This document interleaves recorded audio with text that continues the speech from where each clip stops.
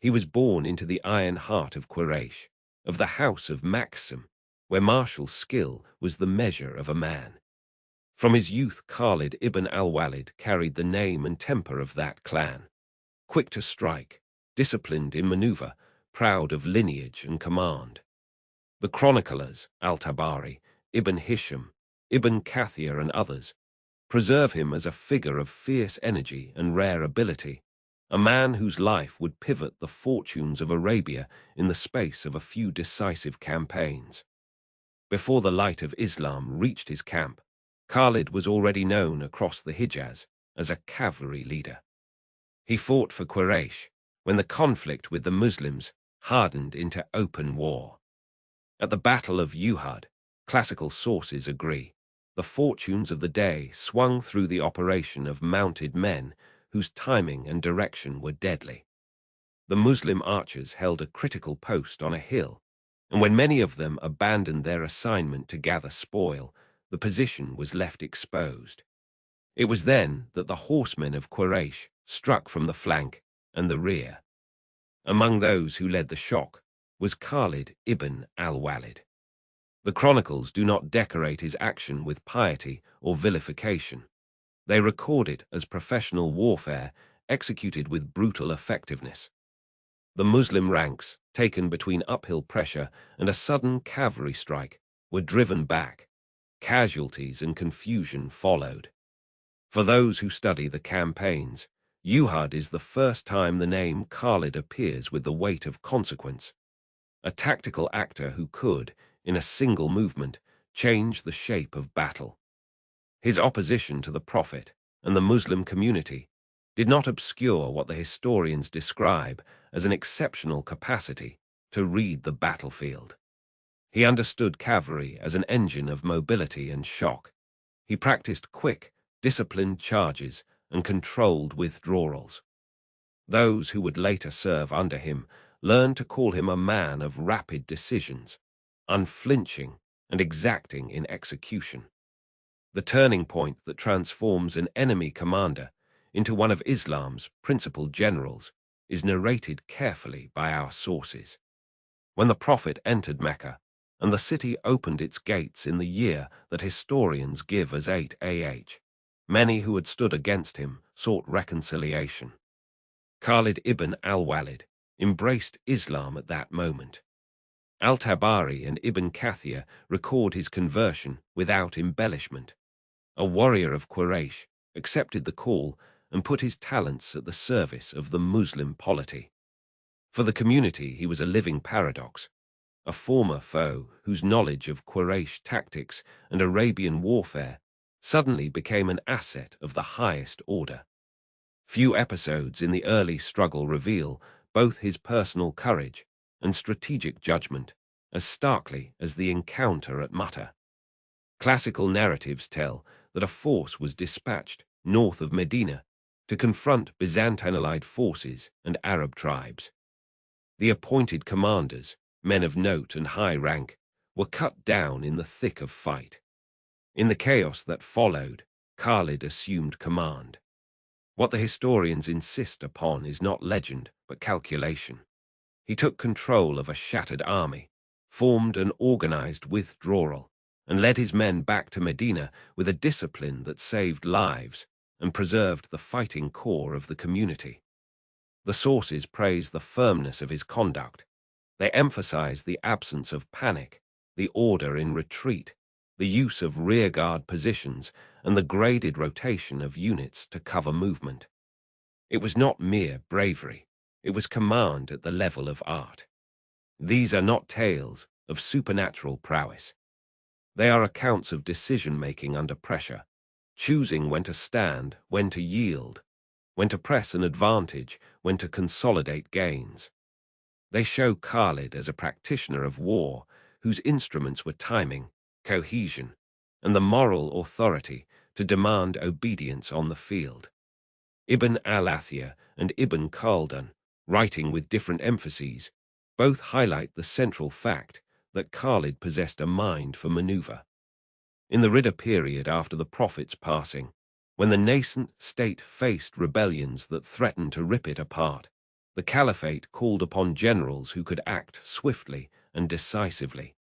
Khalid was among those summoned. His campaigns in Arabia did not rely on glamour, but on operational clarity. Isolate the enemy, cut lines of support, and drive toward the political heart of rebellion. The sources narrate these operations in sober detail. They show a commander who understood the political consequence of every battlefield decision.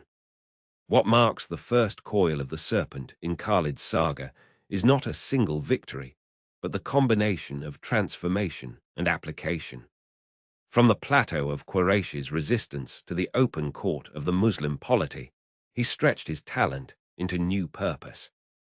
The same horseman who had rolled the line at Uhud now used his knowledge to defend the community and then to expand its position. Historians record that his change of allegiance was not cosmetic. It was immediately consequential. Soldiers who had watched him fight against the Muslims now found in him a leader who could marshal speed and shock with disciplined withdrawal and rearguard mastery. Where others wavered in confusion, Khalid imposed order. Even in these early chapters, the records emphasize limits as well as strengths. Other commanders and statesmen watched his ascendancy warily. Political judgment and strategic restraint were not identical everywhere. But the evidence in the chronicles is plain. His command altered outcomes. He became a tool of statecraft as much as an instrument of war. In the struggles that would follow, his decisions would be measured not only by the blood they spilled, but by the political streets they opened. So the first coil is both beginning and warning. The rise of a commander who moves like a serpent, swift, patient, and capable of closing in suddenly. It is the story of a man who learned the rules of warfare among the tribes of Arabia, applied them with cold skill against the Prophet's followers, then embraced the cause he had once opposed and redirected his talents toward the forging of a new polity. The classical historians record this transformation not with reverence, but with the historian's eye, a sequence of acts, a matrix of choices and consequences that would ripple far beyond the plains where spears clashed and banners flew. The desert wind does not whisper of comfort. It sings a dry, relentless song of endurance, and it was in this crucible of sand and sun that a blade was forged. Not in the forges of men, but in the very soul of the Quraysh. This is not the story of a man born of a people.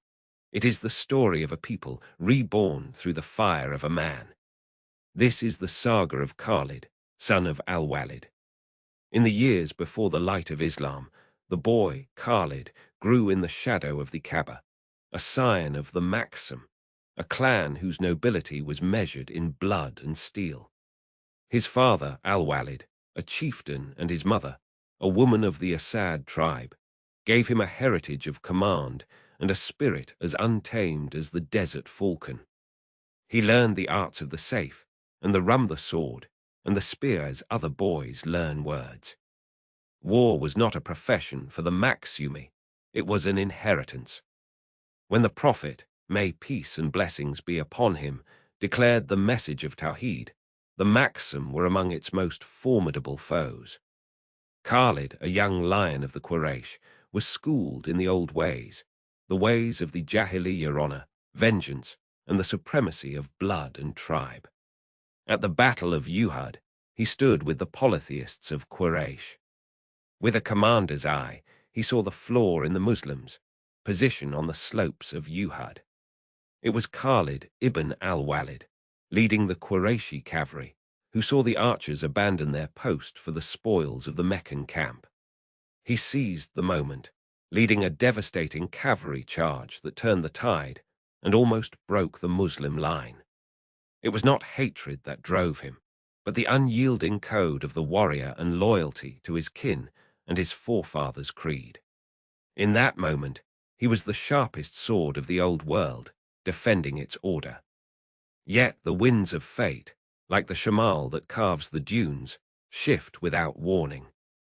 The man who stood across from the messenger of God, peace be upon him, at Uhud, would not remain in opposition. The man who had fought with such ferocity also possessed a mind that valued intelligence and reality above all. When the Treaty of Hudaybiyah was struck, a door was opened. Khalid saw the future, not in the idols of stone, but in the unshakable tawheed of the Muslims. The sincerity and resilience of the believers, the very faith that withstood the Meccan cavalry, chipped away at the certainties of the old world. His conversion, in the 8th year after the Hijrah, was not merely a change of allegiance. It was a strategic and spiritual surrender to a truth he could no longer deny. He declared the Shahada before the Prophet himself, and his sword, once drawn for the Quraysh, was now drawn for God. The Prophet, may peace be upon him, saw the value of the weapon that had come into his hand. In the campaign of Mu'tah, against the colossal might of the Roman Empire, the Muslim vanguard was on the brink of annihilation. The appointed commanders fell one after another. Khalid, a recent companion, was not the initial leader. But as the Muslim forces faced encirclement and decimation, he took command in the chaos. He did not achieve victory. That would have been a miracle. His genius was in the salvation he forged from the jaws of total destruction. He reorganized the tattered army, masterfully executing a fighting withdrawal over several days, using the terrain and tactical repositioning to break contact.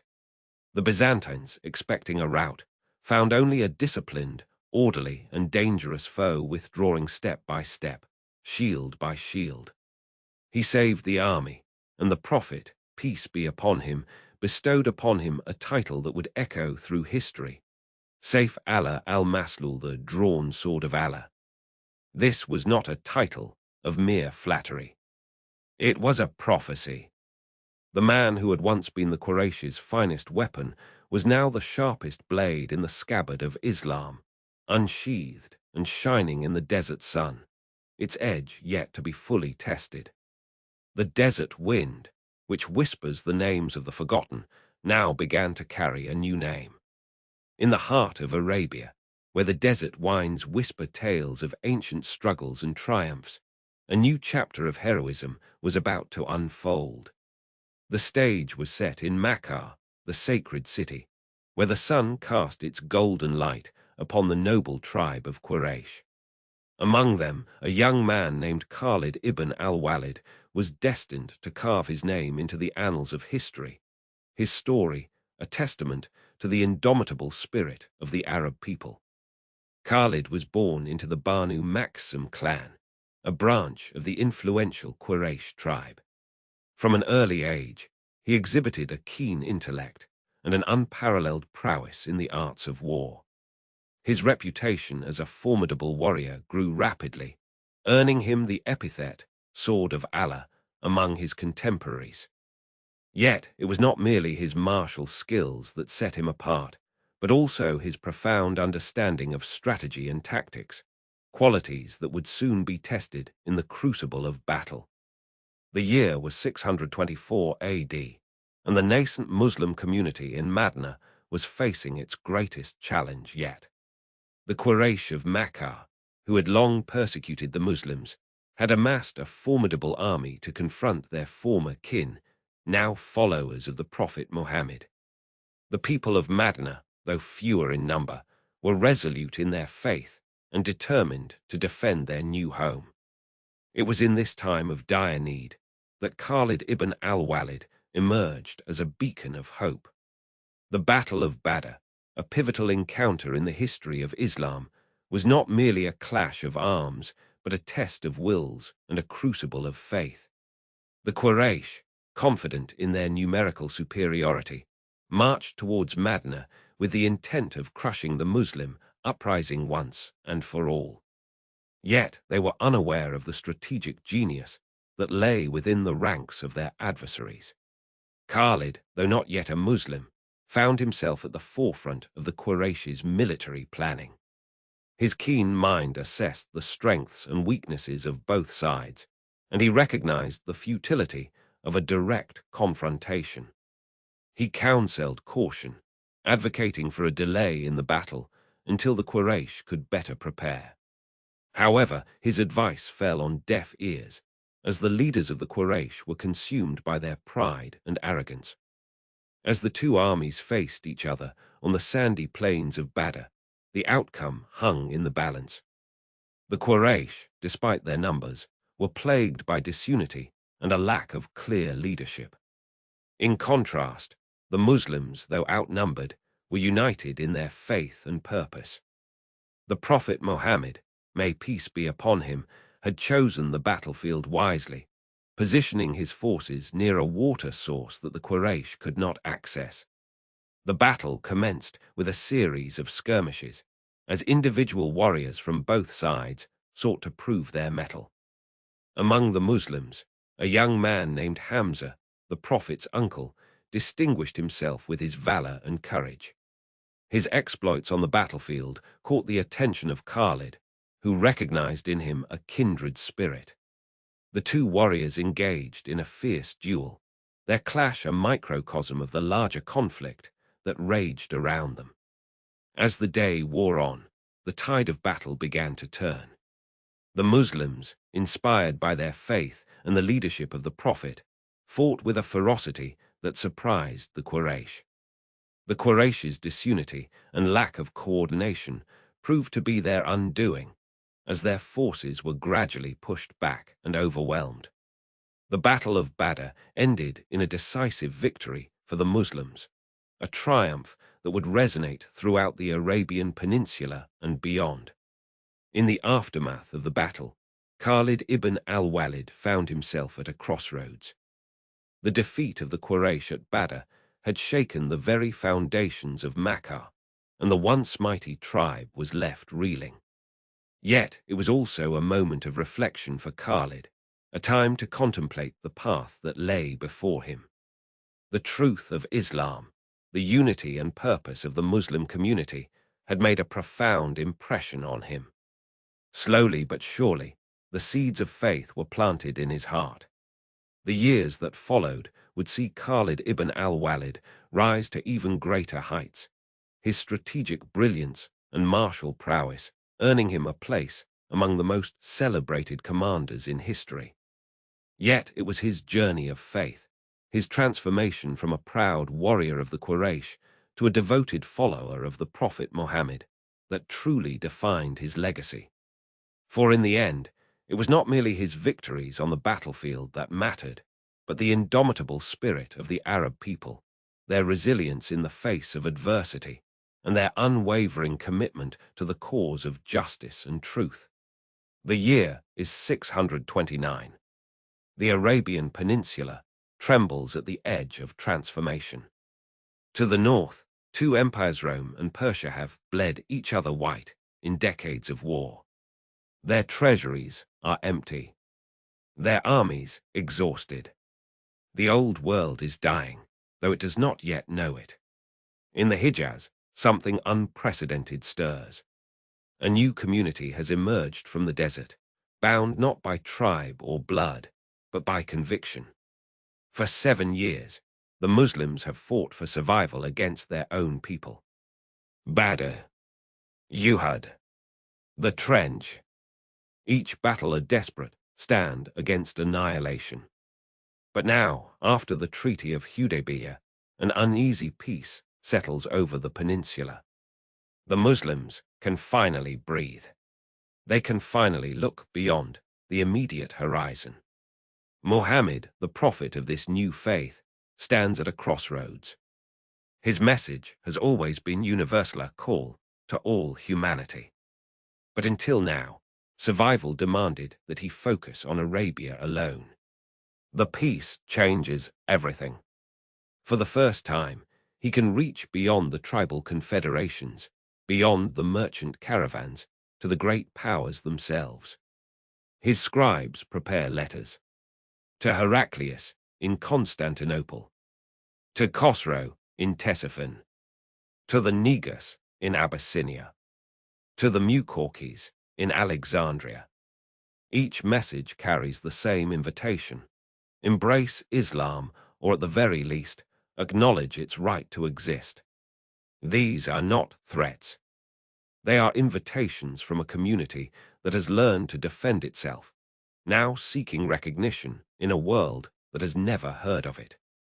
The letter to the Byzantine governor of Bosra travels north with al-Harith ibn Umayr al-Azdi. He carries the prophet's seal 3 lines reading, "Mohammed, messenger of God." It is a simple document, but its implications shake the foundations of the old order. Here is a man from Arabia, a land Rome has never bothered to fully conquer, addressing the greatest empire in the Western world as an equal. Al-Harith never completes his journey. At Mutta, in the lands controlled by the Ghassanid Zarab clients of Byzantium, he is intercepted. Shurabil ibn Amr al-Ghassani, the local governor, makes a decision that will echo through history. He orders the messenger executed.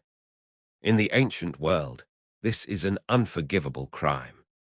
Ambassadors are sacred. Their persons inviolable.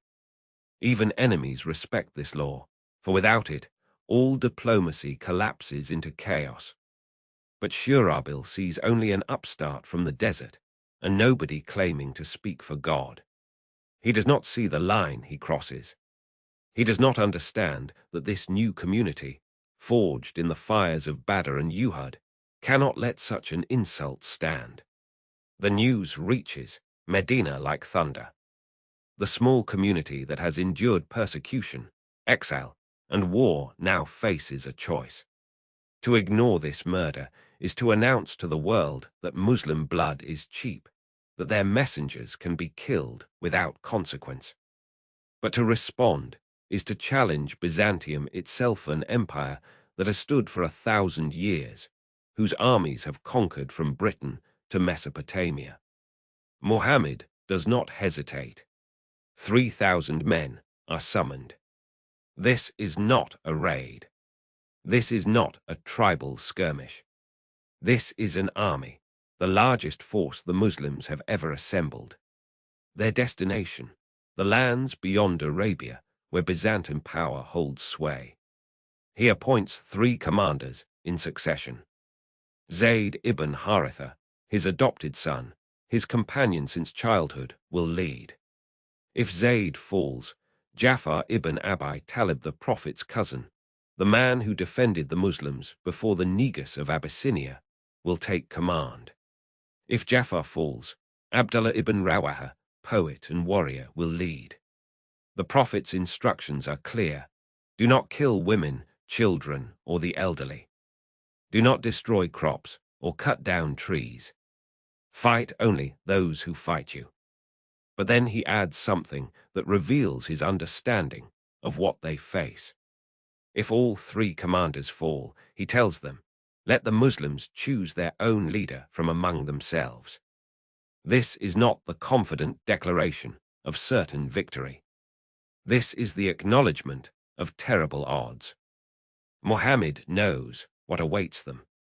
The Ghassanids alone can field thousands of cavalry. Behind them stands the limitless might of Byzantium. He is sending 3,000 men into the jaws of an empire. Yet there is no other choice. The murder of al-Harith has drawn a line. On one side stands the old world, the world of empires and client kings, of tribal hierarchies and blood feuds. On the other stands something newer, community that claims to transcend tribe and race, that insists on its dignity and its right to exist. In the markets of Medina, men embrace their families. They check their weapons. They prepare for a journey into the unknown. None of them truly understand what awaits at Mutta. They cannot imagine that they march toward one of the most desperate battles in Islamic history. They cannot know that among them, watching, calculating, stands a man who has fought against them at Uhud, a man whose tactical genius will soon reshape the world. Khalid Ibn Al-Walid prepares for war. But this time, he marches with the Muslims. This time, everything has changed. The desert wind, a relentless sculptor of stone and spirit, carried the whispers of destiny across the Arabian Peninsula. In the crucible of Mecca, a new faith was taking root, a message of unity and submission to the one God, Allah. But this nascent light faced the fierce opposition of a deeply entrenched order, a world bound by tradition, tribal loyalties, and the lucrative pilgrimage to the idols of the Kaaba. The Prophet Muhammad, peace be upon him, stood firm, his message a beacon in the darkness. Yet the path to its acceptance was fraught with peril. The Quraysh, the dominant tribe of Mecca, saw this new faith as a threat to their power and prosperity. Their resistance was not merely ideological. It was a struggle for survival, for the preservation of their ancient ways. Into this tumultuous landscape, a figure of formidable power and martial prowess emerged. Khalid ibn al-Walid, a scion of the Makhzum clan, the very heart of Quraysh might. He was a warrior whose name would soon become synonymous with victory, a strategist whose brilliance would shape the course of empires. But before he would wield his sword for the cause of Islam, his allegiance lay with the traditions of his people, with the defense of Mecca's established order. The early years of Islam were marked by intense conflict. The Muslims, a minority in their own land, endured persecution, boycotts, and skirmishes. The Battle of Uhud, a pivotal moment, saw the fortunes of the nascent community turn precariously. The Quraysh, under the command of Abu Sufyan, marshaled their forces, determined to crush the rebellion once and for all. It was at Uhud that Khalid ibn al-Walid, leading a contingent of the Quraysh cavalry, demonstrated his exceptional tactical acumen. Recognizing a vulnerability in the Muslim flank, he executed a daring maneuver, circling behind the Muslim lines and launching a devastating attack. The tide of the battle shifted dramatically, inflicting heavy losses on the Muslims and marking a painful lesson in the realities of war and the consequences of strategic missteps. This was not a divine intervention, but a testament to human skill, determination, and the brutal calculus of the battlefield. The Prophet Muhammad, peace be upon him, and his followers faced immense pressure. Yet their faith remained unyielding. They endured hardships that would have broken lesser men, their conviction a testament to the power of their belief. The Hijra, the migration to Medina, marked a turning point, a new beginning for the Muslim community. In Medina, the Prophet, peace be upon him, established a state, a sanctuary where Islam could flourish. But the threat from Mecca persisted. The Quraysh, still potent and resentful, continued their efforts to extinguish the growing flame of Islam. The Battle of the Trench, a grand siege of Medina, showcased the ingenuity of the Muslims in defending their city, a testament to collective effort and strategic foresight. Khalid ibn al-Walid, meanwhile, remained a steadfast defender of Quraysh interests. He participated in numerous campaigns against the Muslims, his skill on the battlefield a constant source of concern for the nascent community. His name was spoken with a mixture of awe and apprehension, the unsheathed sword of the Quraysh. Yet the winds of change were blowing. The Prophet Muhammad, peace be upon him, extended an olive branch, a vision of peace and reconciliation.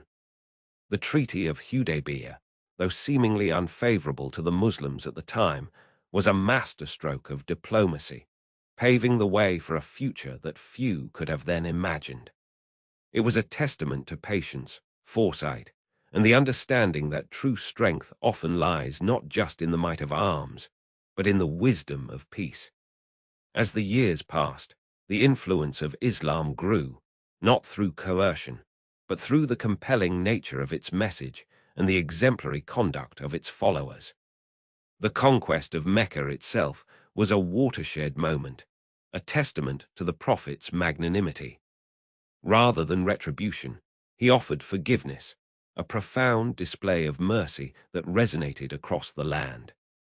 It was in this transformed landscape, where the winds of change had irrevocably altered the course of Arabian history, that Khalid ibn al-Walid, the formidable warrior of the Quraysh, would soon face a decision that would redefine his legacy. The sword that had once been raised against Islam was poised to become its most potent defender. The sagas of the desert were far from over.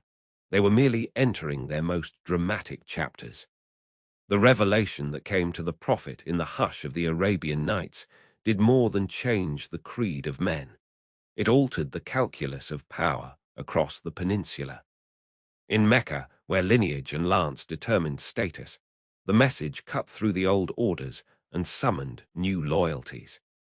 Among those who felt its tremors most keenly was a scion of the Makhzum Khalid, son of al-Walid, whose name was already spoken with the same mixture of admiration and apprehension as the man who bore it.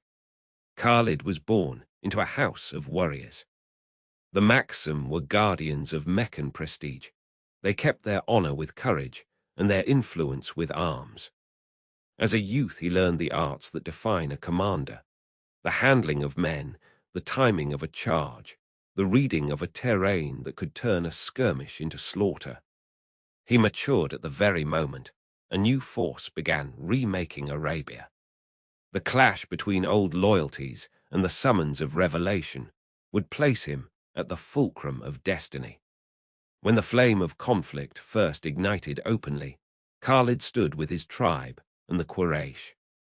He had already proved himself in the sorties that marked the early years of confrontation. The Battle of Uhud epitomized both his skill and the brutal clarity of that age. On the slopes of that mountain, where the Prophet's followers tested their faith against the established order, Khalid commanded mounted men whose discipline and audacity rewrote the field. Contemporary historians record how, when the lines wavered and the defenders of the rear abandoned their posts, Khalid seized the moment. He led his cavalry in a decisive strike that rolled up the Muslim flank and turned a contest of wills into a retreat. That day, the Makhzum's expertise in shock and maneuver left an imprint on the new Muslim community. It taught them the bitter lesson that courage alone could not substitute for command and cohesion. Yet war in Arabia was not only the clashing of swords, it was a crucible of decisions. The same man who had wielded horse and lance against the Prophet's followers later found himself confronting a different question. Where would his allegiance lie when the balance shifted? The sources that preserve the memory of those years show a transformation less of miraculous revelation than of pragmatic recognition. Khalid embraced the community he had once opposed. He came to Medina as one among those who accepted Islam and action recorded by trusted chroniclers of the era. His conversion was not a surrender of intellect, but a reordering of his loyalties, and it brought him into the orbit of the very leadership he had once sought to destroy. This reconciliation did not immediately efface the memory of Uhud. It reframed it.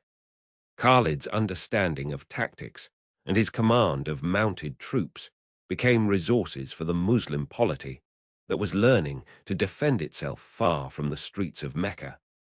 The decisive test of his newly pledged allegiance unfolded on distant ground at the Battle of Mutta, beyond the desert that hems the Hijaz. There, at the outskirts of the Byzantine frontier, a small Muslim contingent met a force far larger and more experienced. The confrontation tested not only arms, but judgment. Histories written by the men who collected eyewitness reports recount a sequence that reads like a study in crisis leadership. The Muslim column's appointed leaders fell in succession. Their deaths threatened to shatter the army's morale and to leave the survivors trapped between hostile forces. Into that breach stepped Khalid, whose command on the field was as immediate as a physician's application to a wound. He assumed leadership at the moment when chaos could have become calamity. What the analysts insist upon is this: Khalid assessed the disposition of the enemy, the exhaustion of his own men, and the geography that could save or doom them. He executed a fighting withdrawal operation far harder than a headlong rout. With disciplined rotations, rear-guard actions, and the steady application of cavalry to hold pressure at critical points, he preserved the remnants of the army and brought them back to safety. Chroniclers speak in measured terms about the scale of his accomplishment, not a glorious triumph in the sense of conquest, but a feat of command so exacting that it prevented annihilation. It was, in the language of military men, damage control elevated to art. The narratives that reach us from the earliest historians do not romanticize. They record that Khalid's maneuvers at Mata won for him the esteem of comrades and rivals alike. The man who had once stood at the head of the Qurayshi horsemen radiating confidence in the face of the nascent Muslim community now became one of its indispensable captains. His decisions in that battle calculated, unromantic, and ruthless in their efficiency underscore a recurring truth of the era. The survival of the community depended as much on competence as on conviction. There is human complexity in these pages. Khalid's journey was not a simple arc from enemy to saint. It was the story of a warrior adapting to an age that demanded new loyalties and new forms of leadership. He did not shed his ferocity, he redirected it.